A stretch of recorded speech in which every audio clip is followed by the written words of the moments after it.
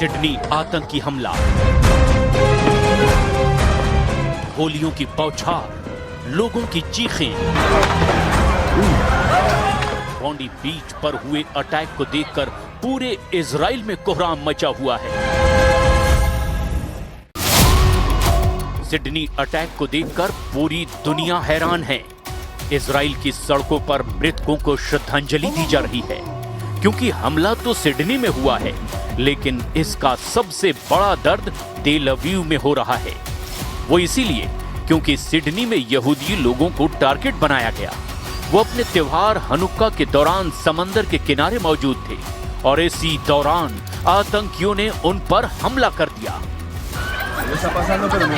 लोगों पर ताबड़तोड़ फायरिंग करने वालों के वीडियो देखकर सबसे ज्यादा तनाव और गुस्सा है। सिडनी से आए वीडियो देखकर नेतन्याहू बार बार परेशान हो जाते हैं। नेतन्याहू को बर्दाश्त नहीं हो रहा कि कैसे उनके नागरिकों को इजराइल के बाहर टारगेट किया गया। नेतन्याहू के लिए सिडनी जैसे हमले अब असहनीय हो चुके हैं। नेतन्याहू बार बार बता रहे हैं कि वो इसका जवाब जरूर देंगे, लेकिन बड़ा सवाल ये है, जवाब किसे देंगे? זה לא קרה באוסטרליה. זה קרה שם היום משהו נורא. רצח בדם קר. מספר הנרצחים לצערי עולה מרגע לרגע. ראינו את הרוע בשפלותו, וראינו גם גבורה יהודית בשיאה. बड़ी खबर यह है कि इजराइल ने सिडनी अटैक का ठीकरा ईरान पर फोड़ने का फैसला किया है। इजराइल की मीडिया में ईरान के एंगल से जांच की बात कही जा रही है। इजराइल की इंटेलिजेंस का दावा है कि तेहरान की तरफ से विदेशों में रहने वाले यहूदियों को टारगेट किया जा रहा है। हमले के लिए हथियार सप्लाई किए जा रहे हैं और सोशल मीडिया के जरिए हमलों के लिए भड़काया जा रहा है। यानी नेतन्याहू अपने सबसे बड़े दुश्मन ईरान को सिडनी आतंकी हमले के लिए जिम्मेदार बताकर कुछ बहुत बड़ा करने की तैयारी कर रहे हैं।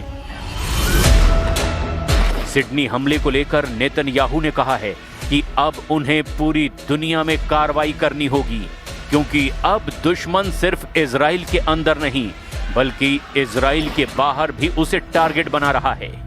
אנחנו עומדים היום במערכה מול אנטישמיות עולמית, והדרך היחידה להילחם בה זה להוקיע אותה ולהילחם בה. אין דרך אחרת. זה מה שאנחנו עושים במדינת ישראל. इसमें कोई शक नहीं कि ईरान इजराइल का सबसे बड़ा दुश्मन है और उसने इजराइल को बार बार सबक सिखाने की वार्निंग दी है और उसके कमांडर रोज ऐसी चेतावनी नेतन्याहू के लिए जारी करते हैं। लेकिन सिडनी में हुए हमले को लेकर ईरान की तरफ से क्या कहा गया है, ये जरा गौर से समझिएगा। ईरान के विदेश मंत्रालय ने एक बयान जारी करके कहा कि ईरान सिडनी में हुए आतंकी हमले की निंदा करता है। आतंकवाद और लोगों की हत्या कहीं भी हो, ये पूरी तरह नामंजूर और निंदनीय है। यानी ईरान ने साफ साफ कह दिया कि उसे इस हमले में मारे गए लोगों से हमदर्दी है। लेकिन इजराइल में इसे ईरान की तरफ से बोला गया एक और झूठ बताया जा रहा है। यानी साफ है कि सिडनी टेरर अटैक अब इजराइल और ईरान के बीच में एक और बड़ी टक्कर की दस्तक दे रहा है। टक्कर यानी ऐसा युद्ध जिसमें लड़ाई ना इजराइल में लड़ी जाए ना ईरान के अंदर, बल्कि दोनों तरफ की इंटेलिजेंस एजेंसियां आपस में भिड़ें, खुफिया ऑपरेशन करें, जिसका सबसे ज्यादा दर्द इजराइल के प्रधानमंत्री बेंयामिन नेतन्याहू महसूस करें या फिर ईरान के सर्वोच्च नेता अली खामनेई।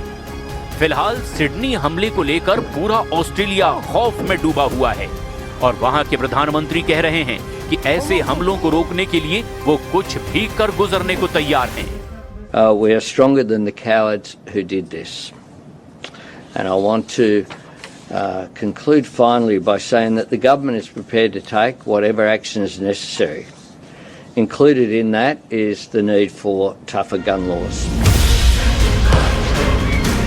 बताया जा रहा है कि सिडनी में आतंकी हमला करने वाले बाप बेटे की कार से आईएसआईएस का झंडा बरामद किया गया। यानी सिडनी टेरर अटैक के पीछे आईएसआईएस की विचारधारा। वहीं बड़ा सच ये भी है कि सीरिया की सत्ता पर काबिज हुए अहमद अल शरा या अल जुलानी पहले तो आईएसआईएस और अल कायदा का सरगना था और दिसंबर 2024 में अमेरिका और इजराइल की खुफिया एजेंसियों की मदद से ही उसने सीरिया में बशर अल असद का तख्ता पलट किया था। जुलानी उसी आईएसआईएस का हिस्सा रहा जिसने इराक और सीरिया में लाखों लोगों को मौत के घाट उतारा और इसी आईएसआईएस से लड़ने वाले देशों में सबसे बड़ा नाम ईरान का था। ऐसे में सिडनी आतंकी हमले में ईरान का नाम लेना इजराइल की जल्दबाजी से ज्यादा एक नए युद्ध की बुनियाद तय करने की नीति कहा जा सकता है। इस आतंकी हमले की जांच में ऑस्ट्रेलिया अपना काम करेगा, लेकिन ईरान और इजराइल की टक्कर शुरू हो चुकी है। इस हमले में दुनिया में नए युद्ध का अनौपचारिक ऐलान कर दिया गया, जो एक नहीं बल्कि कई वॉर जोन में लड़ा जाएगा। सिडनी में जब इजरायली और यहूदी पर्यटकों पर ताबड़तोड़ फायरिंग शुरू हुई तो मान लिया गया कि यह बहुत ही बड़ा युद्ध भड़काने वाला हमला है और इस अटैक ने तय कर दिया कि इजराइल के खिलाफ युद्ध का नया बैटल ग्राउंड ऑस्ट्रेलिया बन चुका है या फिर ऑस्ट्रेलिया से इसकी शुरुआत हुई है। 7 अक्टूबर 2023 को इजराइल पर हमास के हमले के बाद अब 2 साल बाद 2025 में 14 दिसंबर के दिन ये यहूदी लोगों को टारगेट कर सबसे बड़ा हमला किया गया। कुल मिलाकर गाजा, लेबनान, यमन और ईरान पर हमले कर चुके नेतन्याहू के सामने अब एक और फ्लैश पॉइंट तैयार हो चुका है जिसका नाम है ऑस्ट्रेलिया। सिडनी में समंदर किनारे हुए हमले ने पूरी दुनिया के होश उड़ा दिए। सिडनी में क्या हुआ बहुत गौर से समझिए, क्योंकि 14 दिसंबर को हुए इस हमले के बाद कई मोर्चे बदल सकते हैं, कई मोर्चे खड़े हो सकते हैं और कई मोर्चे शुरू होने से पहले ही तबाह किए जाएंगे, इसकी तो पूरी गारंटी है। पूर्वी ऑस्ट्रेलिया में सिडनी में हमला होता है।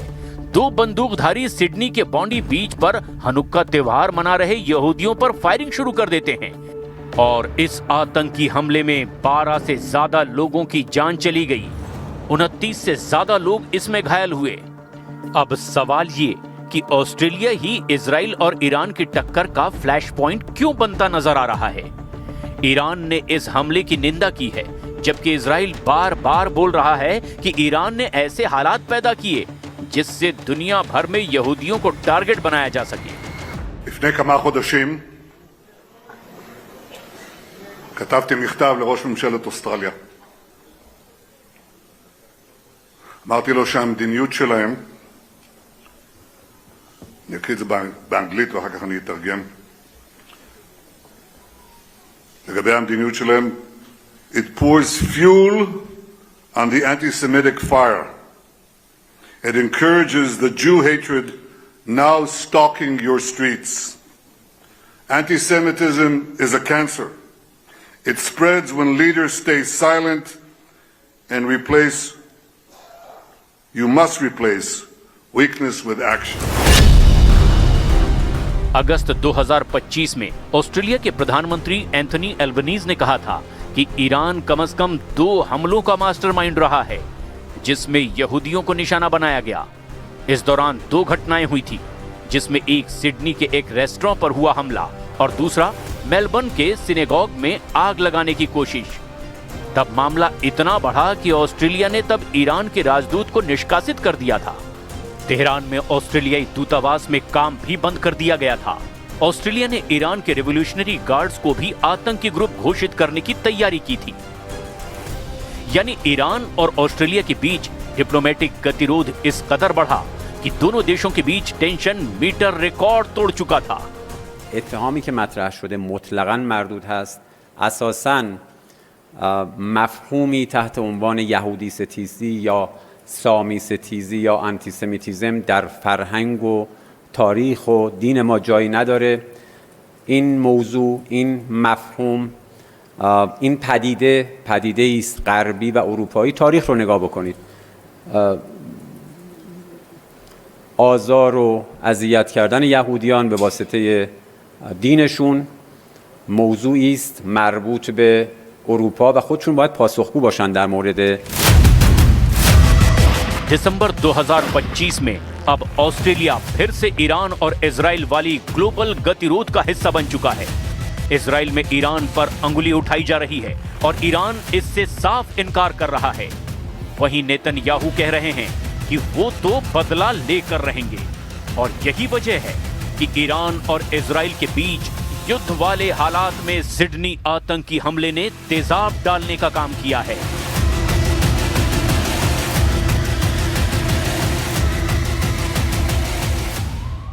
व्लादिमीर ज़ेलेंस्की ने वो कदम उठा लिया जिसकी वजह से पुतिन ने यूक्रेन में युद्ध शुरू किया था। ज़ेलेंस्की ने कह दिया कि वो अब नेटो में शामिल नहीं होंगे, यानी बहुत जल्द शांति। लेकिन बस अगले ही पल उन्होंने वो भी बात कह दी जिससे कि पुतिन भड़क उठे और इस युद्ध को दोगुनी रफ्तार से आगे बढ़ाया। इसकी शुरुआत उन्होंने कर दी है आखिरकार ज़ापोरिज़िया से।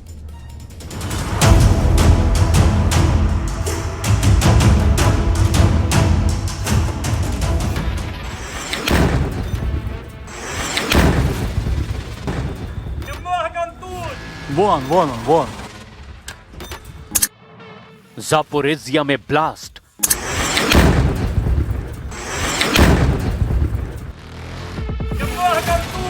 Вон. यह है पुतिन का ड्रोन धमाका।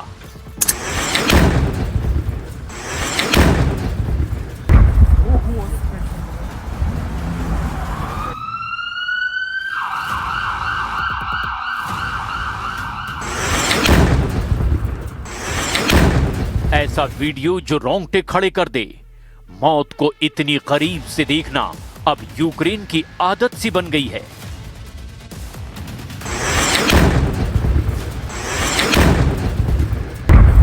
पहले ड्रोन आकर गिरा, धमाका हुआ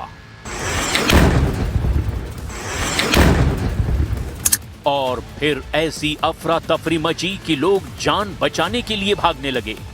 ये यूक्रेन का ज़ापोरिज़िया है, यानी वो मोर्चा जहां पुतिन और ज़ेलेंस्की के बीच युद्ध पर हमेशा परमाणु खतरा मंडराता रहता है। Був на огляді території, надавав допомогу. Була парковка цивільного автотранспорту. Було 2 прильоти. Після чого, після огляду, побачили ще один дрон в небі та був ще один повторний 3-й прильот. रूस ने ऐलान कर दिया है कि उसने ज़ापोरिज़िया के पास वारवारिवका गांव पर कब्जा कर लिया है। रूस ने ज़ेलेंस्की की तरफ से दागे गए ड्रोन भी बड़ी तादाद में मार गिराने का दावा किया। रूस का दावा है कि हर मोर्चे पर बहुत तेजी से आगे बढ़ रही है उनकी सेना। अब इस तरह के हमलों से जाहिर है कि पुतिन ज़ेलेंस्की की गलतियां माफ करने वाले नहीं हैं। पुतिन ने एक दिन पहले करीब 500 ड्रोन और करीब 50 मिसाइलों से हमला किया। रूस की फौज का हर टारगेट ऐसा ठिकाना है जहां से ज़ेलेंस्की की फौज को ऑक्सीजन मिल रही है। ज़ापोरिज़िया का धमाका बता रहा है कि पुतिन रहम नहीं करेंगे और इस बात का एहसास ज़ेलेंस्की को हो चुका है। अब यहां धमाका हुआ तो बॉम्बिंग स्पॉट पर पुलिस भी थी और कुछ पत्रकार भी थे। Ой, ебать, сука, блядь, 5 метров, нихуя себе. А що це було? Ланцет. Було 2 постраждалих, було надано допомогу. Да. В результаті 3-го удару вчасно зреагували, всі встигли перейти в укриття і обійшлось, нікого не було поранено. Да. ज़ेलेंस्की भी ये धमाके देख रहे हैं और ऐसे ही धमाकों को देखकर ज़ेलेंस्की बैकफुट पर नजर आ रहे हैं। जर्मनी की राजधानी बर्लिन में ज़ेलेंस्की की ट्रम्प के खास दूत स्टीव विटकॉफ और ट्रम्प के दामाद जेरेड कुशनर से मुलाकात हुई। इस मीटिंग में जर्मनी के चांसलर फ्रेडरिक मर्ज भी रहे। और यहीं पर जेलेंस्की ने कुछ लचीलापन दिखाया। जेलेंस्की ने पुतिन के खिलाफ रखी गई अपनी शर्तों को लेकर नरमी दिखानी शुरू कर दी है। जेलेंस्की कह रहे हैं कि वो नेटो में शामिल हों, इस शर्त को हटाने के लिए वो राजी हैं। यानी नेटो में शामिल होने वाली जेलेंस्की की जिद खत्म हो चुकी है। लेकिन डॉनबास को लेकर के जेलेंस्की अब भी अपने रुख पर कायम हैं। जेलेंस्की ने साफ साफ कहा कि उनके लिए यूक्रेन की जमीन और अपने देश की संप्रभुता नेटो की सदस्यता से ज्यादा अहम है। लेकिन जेलेंस्की सुरक्षा की गारंटी भी चाहते हैं और इसी गारंटी के साथ वो नेटो में जाने की जिद छोड़ने को तैयार हैं। Мінськими умовами з самого початку, а може не умовами, а правильно сказати, бажанням було вступ до НАТО. І це були реальні гарантії безпеки. रूस ने कहा कि यूक्रेन नेटो में शामिल ना हो, यही सबसे बड़ा मुद्दा है और यही वजह है कि रूस ने यूक्रेन में स्पेशल ऑपरेशन लॉन्च किया है। अब इस युद्ध को 4 साल होने वाले हैं और जेलेंस्की को भी पता है कि इस वक्त यूक्रेन की हालत कितनी खराब है, कैसे पुतिन की मिसाइल और ड्रोन पावर उनके हर मोर्चे को कमजोर करके यूक्रेन की सेना को पूरी तरह मार रहे हैं। लेकिन जेलेंस्की और यूरोप को भड़काने वाला कदम उठाया है पुतिन की सबसे बड़ी दुश्मन ने। रूस को चैलेंज करने वाली यूरोप की सबसे खतरनाक महिला लीडर ने पुतिन को ललकारा है। ये हैं काया कैलास, जिन्हें यूरोप के अंदर पुतिन की सबसे बड़ी दुश्मन माना जाता है, जिनके हर शब्दों में पुतिन के लिए कांटे होते हैं और रूस को हराने का वो जज्बा जो पूरा यूरोप चाहकर भी नहीं दिखा पाता। काया कैलास ने कहा कि डॉनबास पुतिन का एंड गेम नहीं है, यानी पुतिन सिर्फ डॉनबास नहीं चाहते। काया कैलास का मानना है कि पुतिन पूरा यूक्रेन ही नहीं हड़पना चाहते, बल्कि यूरोप भी उनके टारगेट पर है। We have to understand that Donbas is not Putin's endgame. If it gets Donbas, then the fortress is down, and then they definitely move on with taking the whole of Ukraine. And if Ukraine goes, then other regions are also in danger. We know this from the history, and we should learn from history. Ukraine में चल रही जंग को लेकर काया कैलास की warning बहुत ज्यादा खतरनाक है। वो यूक्रेन में होने वाले हर धमाके में पुतिन के इरादों की छाप साफ साफ देख रही हैं। यही वजह है कि काया कैलास ने बताया कि पुतिन के टारगेट पर यूरोप के कई देश हैं, जिन्हें वो यूक्रेन के साथ निगल लेना चाहते हैं। पुतिन के टारगेट पर इस वक्त यूरोप के 4 बड़े देश हैं, जो लगातार जेलेंस्की की मदद कर रहे हैं। इनमें पोलैंड है, इनमें जर्मनी है, इनमें फ्रांस है और इनमें ब्रिटेन भी है। What we have to keep in mind is that why countries want to be in NATO is because they don't want Russia to invade them, to attack them, and that's why Sweden and Finland joined NATO. That's why the Baltic states joined NATO to have this defense umbrella. Germany के विदेश मंत्री ने 25 नवंबर को दावा किया था कि रूस अगले 4 साल में किसी नेटो देश पर हमला कर सकता है। लेकिन पुतिन के इरादे देखकर लगता है कि रूस शायद इतना लंबा इंतजार ना करे। पुतिन की वार्निंग ने पूरे यूरोप में कोहराम मचा दिया है। पुतिन ने वार्निंग दी है कि अगर यूरोप युद्ध शुरू करता है तो सब कुछ इतनी जल्दी खत्म होगा कि बातचीत करने वाला कोई नहीं बचेगा। पुतिन का दावा है कि यूक्रेन में रूस सिर्फ सर्जिकल ऑपरेशन कर रहा है, यानी एक दायरे में ही जंग हो रही है। पुतिन ने कहा कि अगर यूरोप के साथ सीधी जंग हुई तो रूस पूरी ताकत से जवाब देगा और सब कुछ तबाह कर